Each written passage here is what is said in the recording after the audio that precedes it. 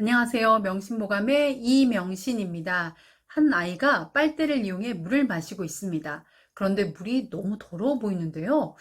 괜찮을까요? 아이가 이용하는 빨대는 수질이 나쁜 물을 바로 필터로 정화해 마실 수 있도록 만든 라이프 스트로입니다. 가난한 나라의 사람들을 도울 거면 제대로 도와야지 이게 뭐 하는 거냐? 따지시는 분들이 계실지도 모르겠습니다. 우물을 파주면 마을 주민들 모두 지속적으로 깨끗한 식수를 마실 수 있을 텐데 왜 우물이 아닌 고작 스트로를 제공하는 걸까요? 한동안 아프리카나 저개발 국가에 식수 공급을 위해 해외 원조단체에서 우물 파주기 사업이 활발하게 이루어졌습니다. 그런데 아프리카나 저개발 국가의 우물은 쉽게 고갈되고 지표수나 각종 비위생적 침전물이 침투하여 전염병의 발생 원인이 되기도 합니다. 방글라데시 네팔 지역은 물 오염도 심각하지만 물속에 비소, 중금속이 들어있어 위험하기도 합니다. 우물을 지속적으로 관리할 수 있는 인프라도 갖춰 있지 않아 1년도 안 돼서 폐공되는 사례가 무수하다고 합니다. 그래서 우물을 파주는 것보다 필터 기능이 있는 라이프 스트로를 제공하는 것이 더 효과적입니다.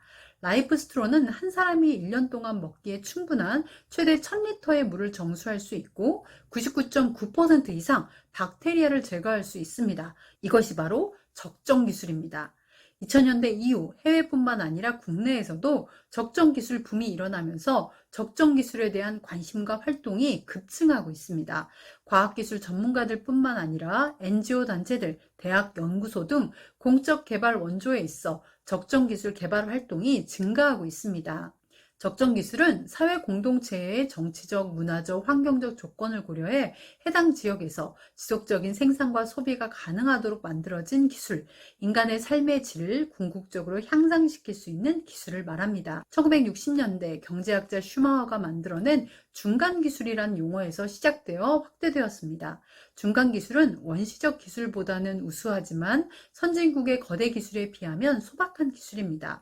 제3세계의 빈곤 문제에 대해 고민하던 중 현지의 재료와 적은 자본, 비교적 간단한 기술을 활용해 그 지역의 사람들에 의해 이루어지는 소규모의 생산 활동을 지향하는 기술을 고안했습니다. 대표적인 적정 기술 사례로 라이프 스트로 외에도 굴러가는 물통 큐드럼이 있습니다.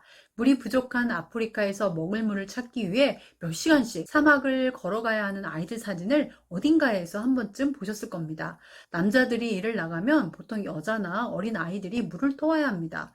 물의 무게 때문에 한 번에 20리터 이상 떠오기도 힘들고 가족이 쓸 물을 충당하려면 몇 번이나 오가야 합니다. 부실한 물동이로 물의 반은 다 흘려버리고 그나마 떠온 물은 깨끗하지 못합니다.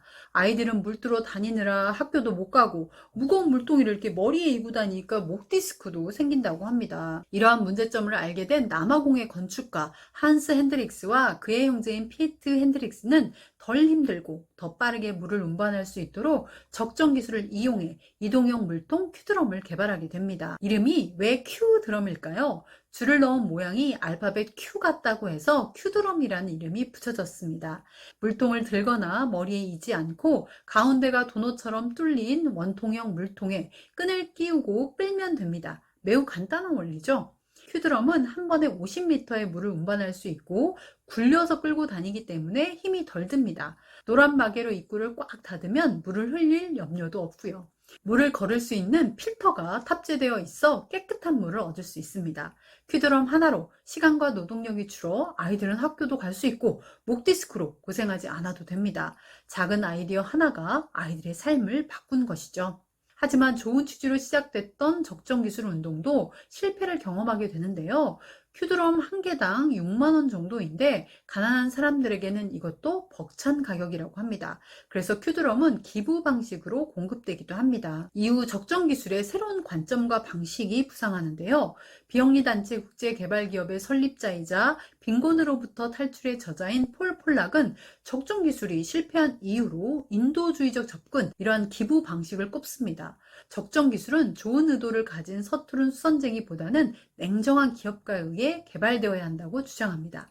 폴락의 운동은 그간 기술 설계 과정에서 배제되었던 90%의 빈곤 계층을 자선 대상이 아니라 고객으로 보고 그들이 필요한 물건을 사기 위해 얼마를 지불할 수 있으며 어떤 의향이 있는지 배움으로써 적절한 가격의 디자인을 실현하는 것을 목표로 삼았습니다. 1980년대 초반 방글라데시아 농촌은 땅은 충분한데 지하수를 퍼내는 시설이 없어 갈수기에 농사를 짓는 게 불가능한 것을 보고 폴락은 엔지니어들과 발을 굴러 작동시키는 물펌프를 개발했습니다. 25달러, 우리나라 돈으로 28,000원 정도 수준의 저렴한 펌프였지만 이마저도 없는 농부들에겐 추수 이후 값을 치르는 조건으로 제공했다고 합니다. 펌프가 보급되자 100달러 이상의 소득을 올리는 농가들이 눈에 띄게 늘어났습니다. 최근에는 태양광 발전기를 이용한 펌프를 보급하기도 합니다. 싼 가격에 많이 파는 전략으로 국제개발 기업은 수익을 창출하고 수익은 새로운 기술 개발에 투자됩니다. 적정 기술의 선순환을 몸소 보여주고 있는 것이죠. 폴락은 1700만 명을 빈곤에서 탈출시킨 적정 기술의 아버지로 불리고 있습니다. 적정 기술은 누구나 쉽게 배워 사용할 수 있고 에너지 소비가 많이 필요하지 않은 환경 친화적 기술, 착한 기술로 불립니다. 착한 기술을 넘어 진정한 적정 기술이 되려면 4가지 조건을 갖춰야 하는데요. 첫째, 그 기술을 필요로 하는 장소에 적합해야 합니다. 둘째, 그 기술을 활용할 사람들에게 적합해야 합니다. 셋째, 가격이 알맞아야 합니다. 그리고 넷째, 지속 가능해야 합니다. 과학기술이 나날이 발전되어 가고 있지만 개발도상국 인구 중 70%가 집에 전기가 없고 전 세계 10억 명 이상은 여전히 안전한 식수에 접근하지 못하며 불평등 양극화는 더욱더 심화되어 가고 있습니다. 과학기술이 이러한 문제를 해결하는데 큰 보탬이 되면 좋겠습니다. 적정 기술에 관한 좋은 아이디어가 있으시다면 혼자만 꼭꼭 간직하지 마시고 댓글창에 나눠주세요. 오늘 영상 함께 해주셔서 감사합니다.